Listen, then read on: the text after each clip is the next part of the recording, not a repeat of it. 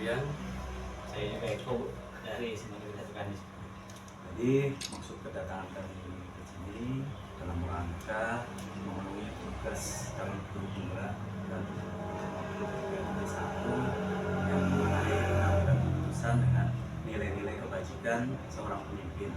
Pada kesempatan ini kami minta waktu luang untuk bertukar pikiran, bertukar pengalaman Ibu Epa Asnaini SPD MSI selaku Kepala SMA Negeri 2 Tanjung Baja. Mungkin dan tidak hanya mungkin ya, pastinya pada keseharian dalam dinas di sekolah maupun di pengalaman-pengalaman terdahulu pastinya mempunyai pengalaman yang pengambilan keputusan baik tentang etika dan rujukan moral. Pada kesempatan ini nanti kami minta komentar ataupun pengalamannya selama ini terhadap Ibu Epa Asnaini SPD MSI. Jadi ada 8 pertanyaan nanti Bu akan kami sampaikan ke Ibu. Jadi langsung saja Bu. Untuk pertanyaan pertama, selama ini bagaimana Ibu Epa dapat mengidentifikasi kasus-kasus yang merupakan dilema etika atau rujukan moral? Terima kasih sebelumnya saya ucapkan selamat datang Bapak-bapak calon CGP semuanya. Terima kasih atas kehadirannya di sekolah kami.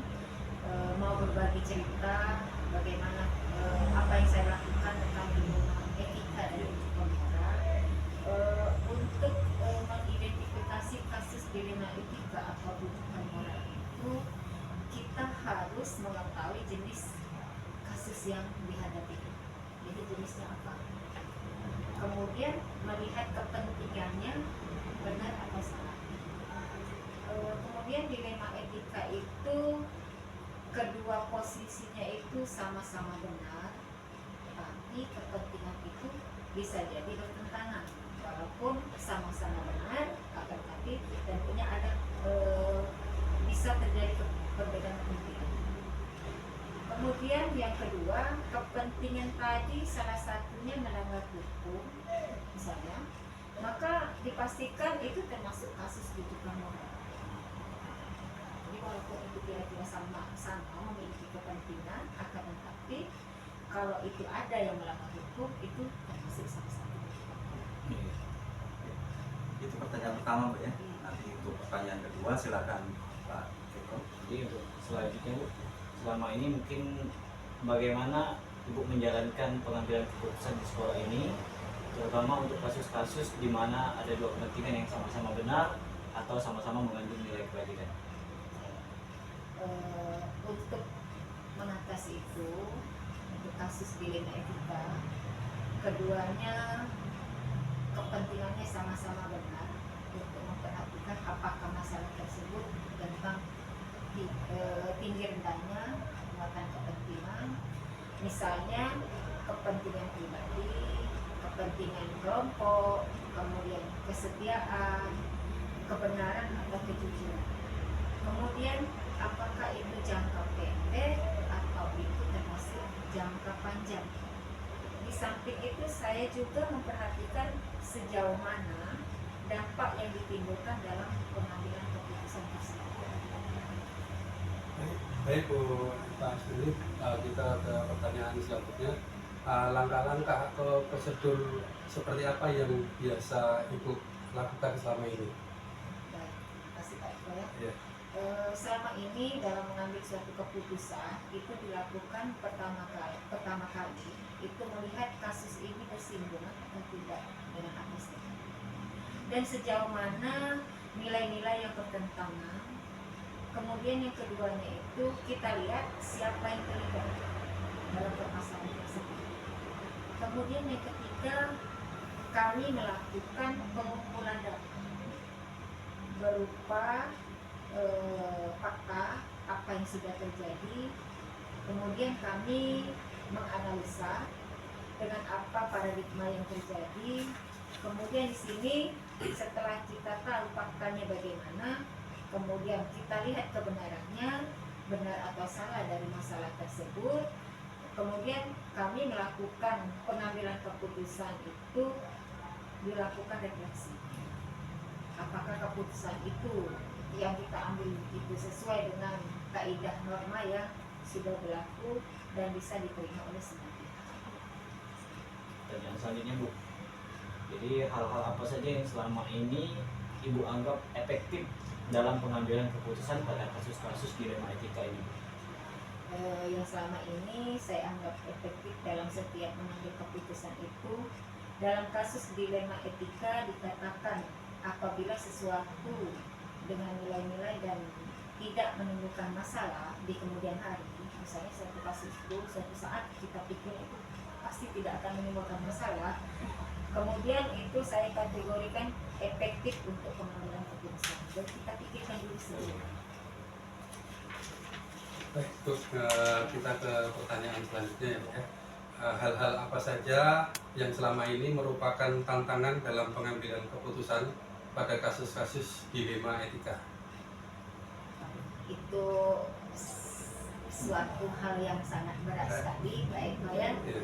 Dalam mengambil suatu keputusan tentunya datang dari pihak yang terlibat dalam memutuskan suatu permasalahan, yaitu mempersatukan antara pemikiran, karena pikiran orang itu kan berbeda-beda, setiap individu itu beda-beda, dengan kesepakatan kita bersama. Itu perlu waktu yang cukup panjang untuk menyamakannya antara pemikiran dan kesepakatan tadi. Kemudian di samping itu juga kami dapat memilih dan memilah lagi dari kasus dilema tersebut, solusi demi solusi itu bagaimana, kemudian disampaikan untuk dijadikan sebuah jawaban yang dapat diterima oleh semua. Jadi di dalam kasus dilema etika ini Bu, apakah Ibu itu mempunyai jadwal tertentu, atau misalnya apakah Ibu itu langsung menyelesaikan di tempat atau memiliki sebuah jadwal untuk menyelesaikannya? Bentuk atau prosedur seperti apa yang Ibu jalankan untuk kasus dilema etika ini? Baik, kalau dikategorikan dilihat dari apakah butuh jadwal, kalau segala sesuatu itu dilihat dari kondisi kasusnya. Jika kasus itu kadangkala harus yang sifatnya urgent, ya, saat itu harus saya bertindak untuk mengambil keputusan, maka artinya tidak membutuhkan jadwal. Akan tetapi kalau kira-kira pengambilan keputusan itu dalam jangka waktu lama dan perlu pemikiran yang matang, ya itu keputusan yang saya ambil itu harus dibuatkan jadwal. Kapan keputusan yang akan saya laksanakan? Oke, kita ke pertanyaan selanjutnya, Pak, ya. Dalam pengambilan keputusan dalam kasus-kasus ini, adakah seseorang atau faktor-faktor yang selama ini mempermudah atau membantu Ibu dalam pengambilan keputusan dalam kasus-kasus dilema etika ini? Baik, terima kasih. Untuk hal ini itu tergantung permasalahan yang dihadapi. Kadang permasalahan itu melibatkan semua guru dalam pengambilan keputusan, kadang juga melibatkan hanya sebagian guru. Kemudian bisa saja saya mengambil keputusan itu hanya melibatkan wali kelas, kemudian guru BK atau wakil kepala sekolah. Kadang juga melibatkan pemimpin. Jadi tergantung dari kasus apa yang akan dibuat keputusan tersebut. Kemudian lagi permasalahannya itu menyangkut kepentingan, jika melibatkan pemimpin,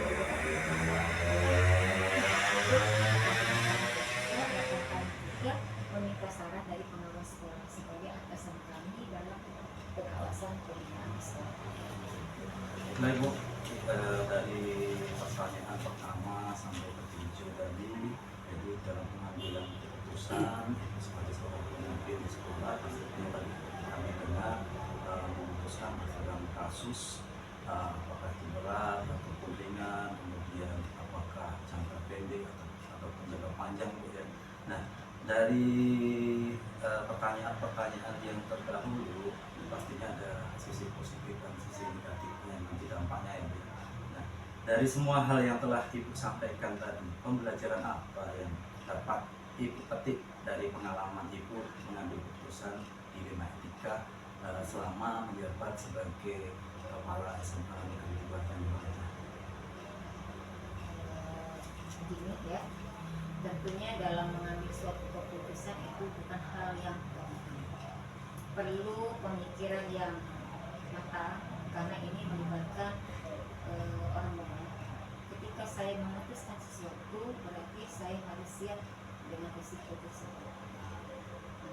Risiko tersebut saya harus melihat dulu sisi baik dan sisi buruknya.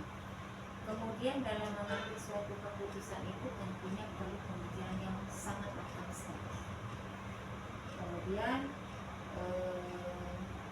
apakah termasuk kasus dilema atau bujukan orang, walaupun itu sama-sama untuk memutuskan kepentingan bersama. Kemudian ada kasus yang perlu diselesaikan segera, itu perlu saya putuskan sendiri, artinya saya tidak melibatkan orang lain. Ketika itu memang tidak butuh orang lain.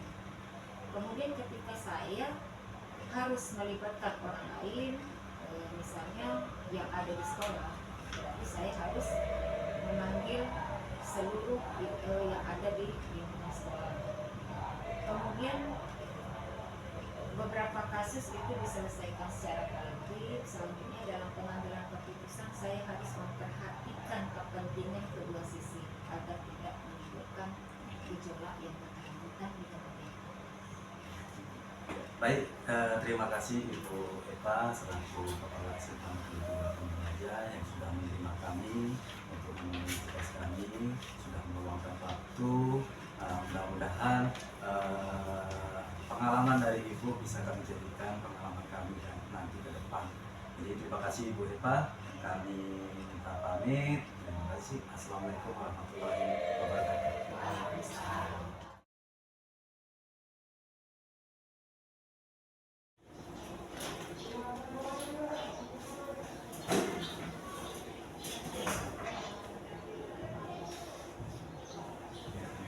Assalamualaikum Pak.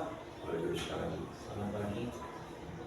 Baiklah Pak, kami dari calon guru penggerak angkatan 10 Kabupaten Agam Ilir ingin mewawancari Bapak sebagai seorang pemimpin.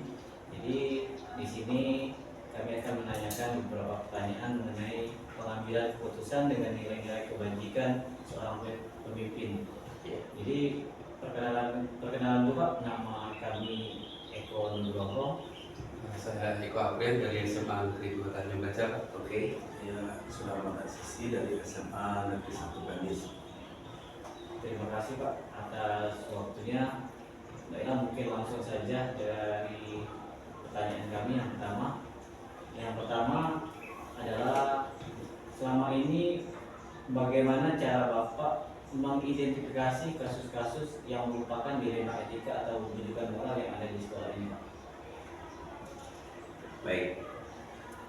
Berdasarkan pengalaman, sebenarnya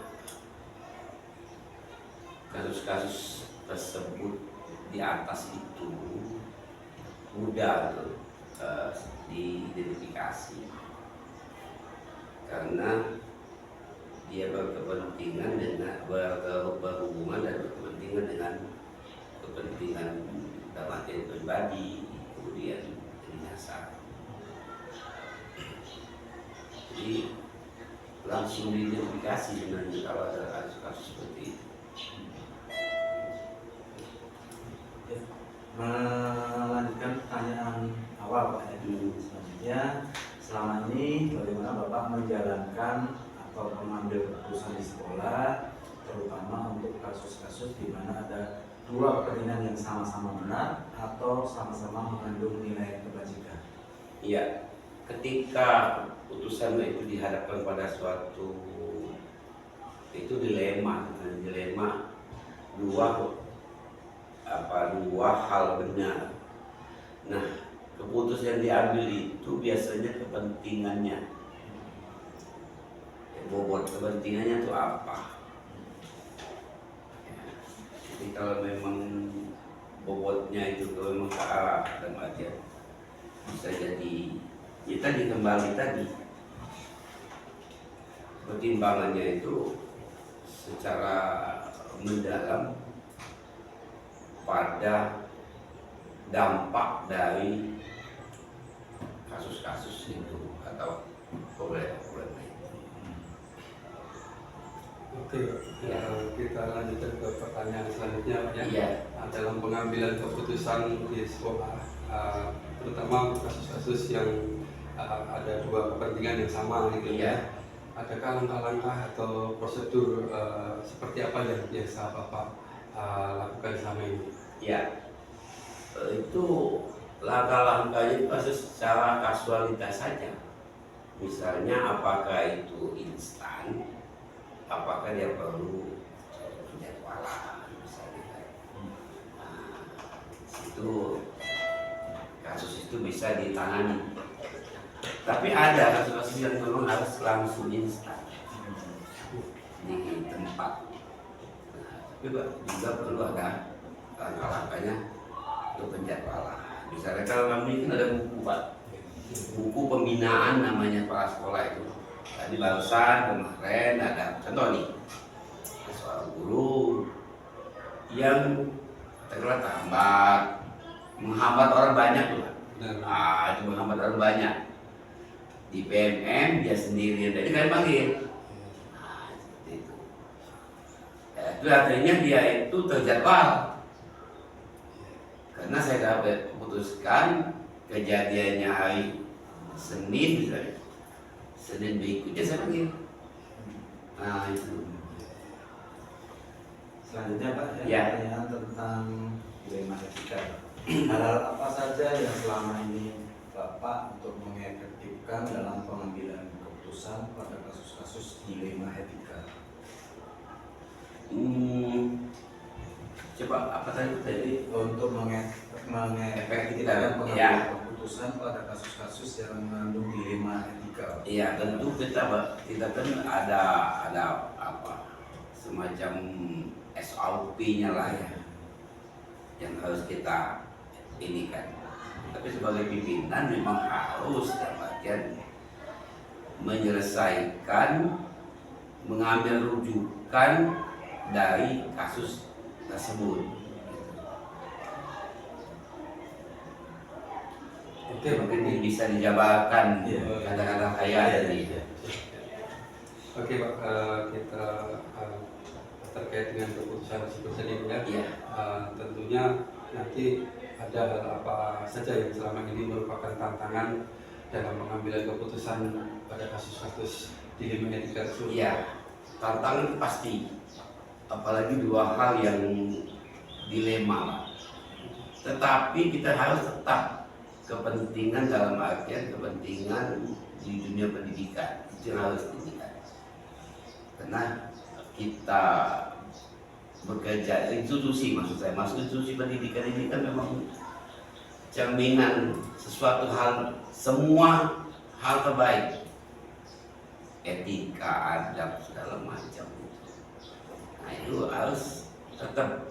Tapi yang bagus itu memang sepanjang itu di institusi pendidikan, artinya kasus-kasus seperti itu pasti ada dan harus kita selesaikan. Oke, Bapak. Ya. Untuk pertanyaan yang keenam, apakah Bapak memiliki sebuah tata kelola atau jadwal tertentu dalam sebuah penyelesaian kasus dilema etika?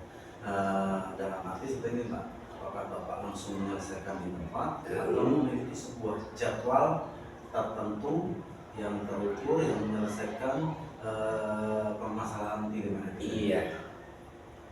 Kalau menjawab pertanyaan seperti itu, memang harus ada yang tadi, yang spontanitas, dan ada harus terjadwal, seperti saya bilang tadi. Jadi dilihat dari kasusnya. Iya, kita lihat dari kasusnya Pak, yang harus segera spontanitas, harus kita segera spontanitas. Tapi kalau memang harus kita jadwal, tapi kita identifikasi bahwa ini adalah suatu kasus etika atau kasus banyak sih sama kepemimpinan kami itu Pak, tapi kebanyakan kami secara berkala terjadwal.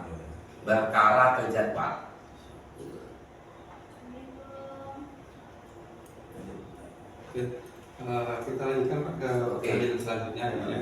Dalam pengambilan keputusan tadi itu, adakah faktor-faktor yang selama ini mempermudah atau membantu Bapak dalam pengambilan keputusan dalam kasus-kasus dilema etika ini? Iya.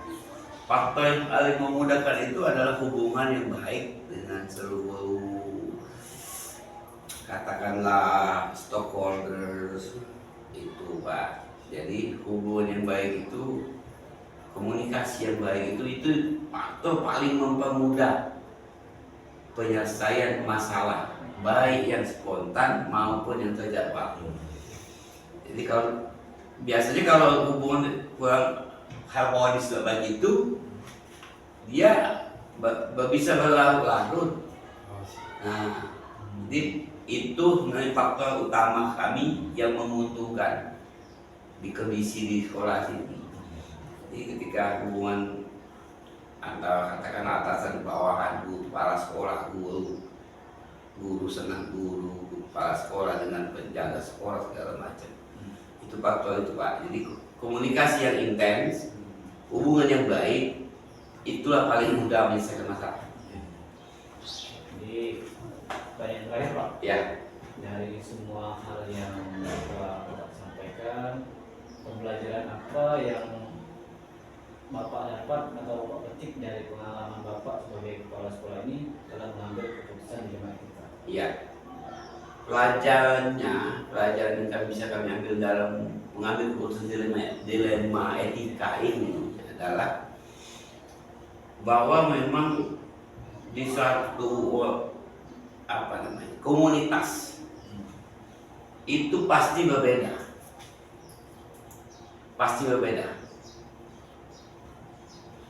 baik latar belakang, mungkin budaya, mungkin agama.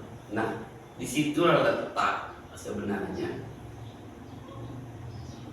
apa saya bilang tadi, institusi pendidikan itu cerminannya hanya di situ, bahwa yang namanya institusi pendidikan ini adalah tempat kita menyatukan dilema etika ini. Jadi bisa jadi, Pak, sebagai contoh, ada teman yang seharusnya, katakanlah, dia memberi contoh dalam dilema etika ini, tetapi dia bisa terlarut dengan situasi. Jadi perbedaan itulah sebenarnya yang bisa kita ambil.